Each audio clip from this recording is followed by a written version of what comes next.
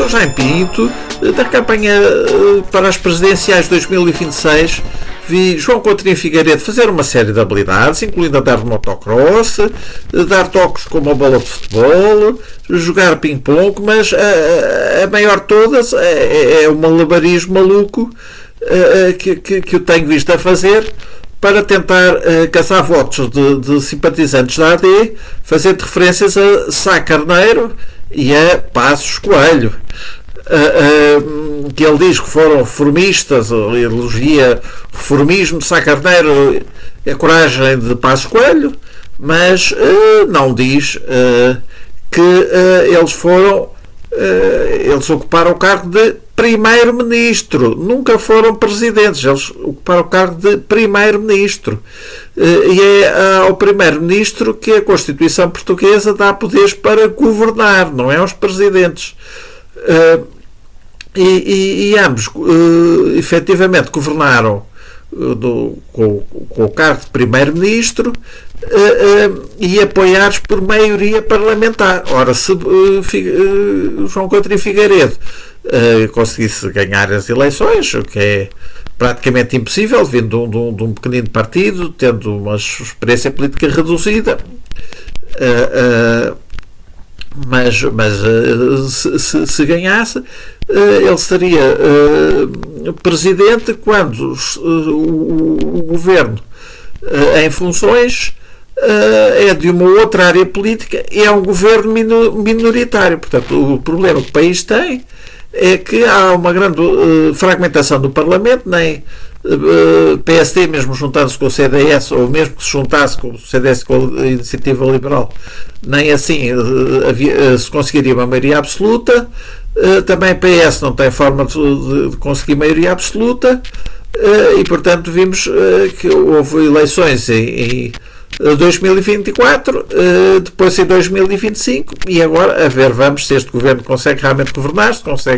conseguirá aprovar o próximo orçamento de Estado. Portanto, a ameaça que há para o país é da fragmentação política levar a que os governos não consigam governar, que vão caindo uns atrás dos outros e que haja eleições todos os anos. Ora, nestas circunstâncias, haver um presidente que ainda é de uma área política diferente da do governo e da área política de um partido minoritário, portanto, que quer impor uma agenda reformista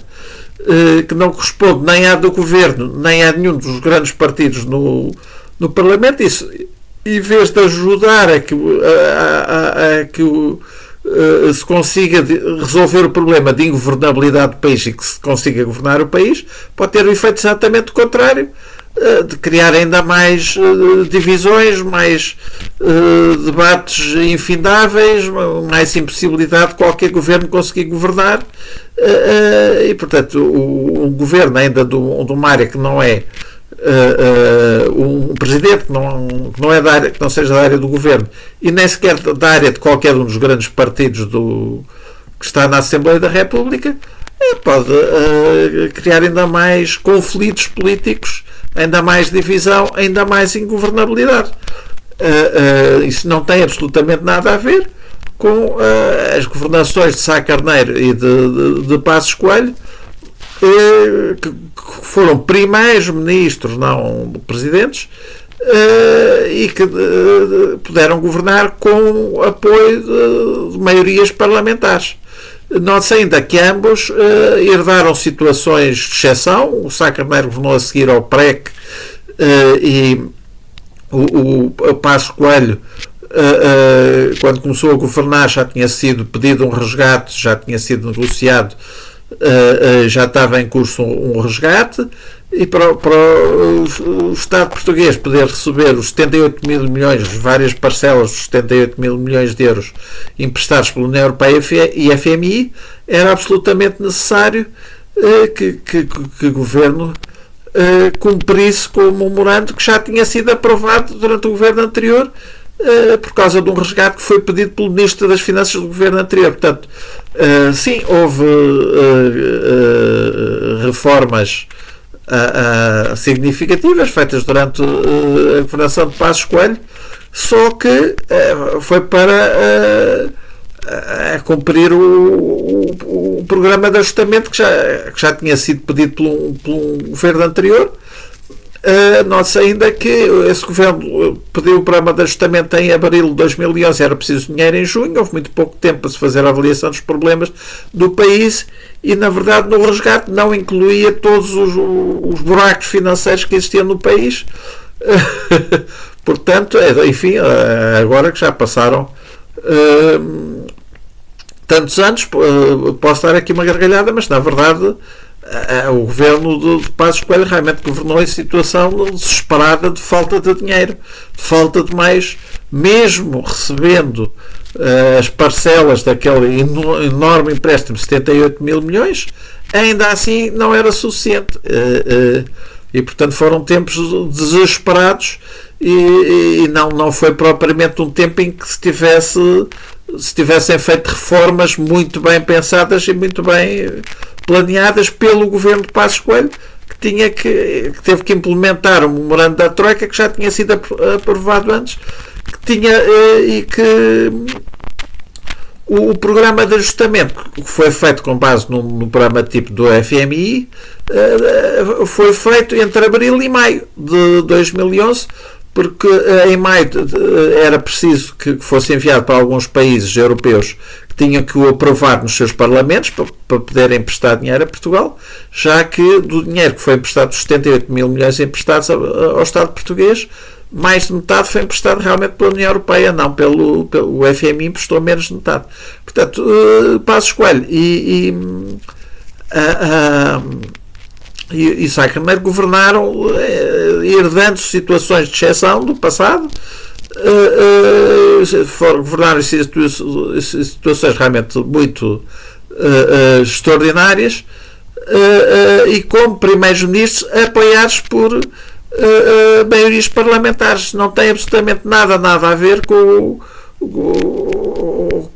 a hipótese de termos um Presidente da República liberal, com um governo com o Partido Social Democrata e um democrata cristão, e com o Partido Liberal na Assembleia da República só com 8%, sendo que os partidos grandes são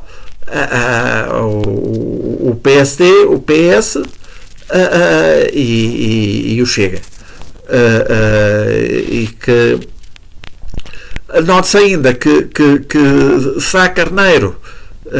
e a direção então do PPD quiseram mudar o nome do partido PPD para PSD, precisamente porque queriam que o partido fosse um grande partido de centro-esquerda, numa altura em que também o PS estava mais perto do PCP, e que fazia sentido a ideia de se criar ali um grande partido de centro-esquerda. E foi isso que pretendeu o Sá Carneiro. Ora, curiosamente também Freitas do Amaral, fundador do CDS, quis criar um partido centrista, e houve quem acreditasse que foram truques, que realmente esses partidos foram criados para ser partidos de direita, mas dadas as circunstâncias da época, que os seus fundadores procuraram enganar e dizer que se tratava de um partido centrista e de um de centro-esquerda. Mas não é verdade. Na verdade, houve tentativas de se criarem partidos mais à direita, que não foram bem sucedidas, mas o Freitas do Amaral chegou até a lamentar isso, a lamentar que por não terem sido bem sucedidas tentativas de criar partidos mais à direita, o CDS acabou por ficar um partido mais à direita, o que foi algo que desagradou a Freitas do Amaral, que acabou até por sair do partido. E no caso do CDS acabou por se tornar realmente um partido de direita, e um partido de direita que, mesmo reconhecendo a grande figura que foi Freitas do Amaral e a grande importância na transição para a democracia, não refere frequentemente Freitas do Amaral, precisamente porque Freitas do Amaral não quis criar um partido de direita, e o partido virou à direita e não renega o fundador tão importante como foi Freitas do Amaral, mas também não finge que ele era de direita quando Freitas do Amaral não era de direita. Queria um partido de centro, não queria um partido de direita. Ora, com o Sá Carneiro é que penso que se tenta criar uma confusão, também alegando que ele se calhar queria criar um partido de direita. Não queria, quis criar um partido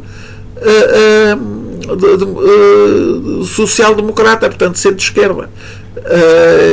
portanto um partido muito longe do liberalismo, muito longe da extrema-direita. Também a Ventura de vez em quando tenta se apropriar de Sá Carneiro,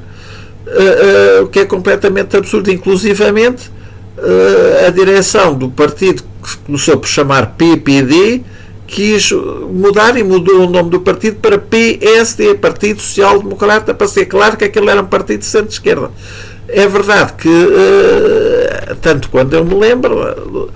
Sá Carneiro, nos discursos em campanha, procurava discursar de forma a não fechar as portas a que houvesse votos que viessem do centro-direita. Aí penso que foi menos claro e mais abertos a receber votos de vários lados do que Freitas do Amaral, com a sua clareza professoral e a sua insistência de que o CDS fosse um partido centrista.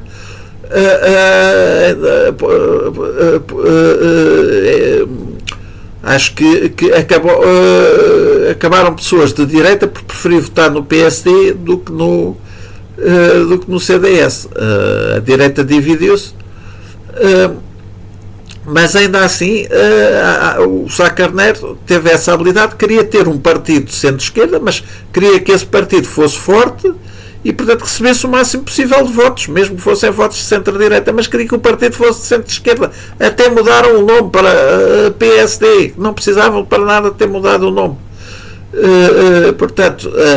critico estes tipos de tentativas de aproveitamento, logo de um partido liberal, que por ser liberal está muito longe de um social-democrata. Bom, e do Chega então nem se fala. Mas mesmo um partido liberal não faz qualquer sentido irem buscar Sá Carneiro. O papel de um Presidente da República não é o de governar, mas tem sim que analisar leis que lhe chegam. Se diz se envia para o Tribunal Constitucional, se promulga ou se veta. Mas são leis feitas pelos outros. O Presidente não faz as leis, o Presidente não governa, o Presidente não reforma o país. Ora, quem queira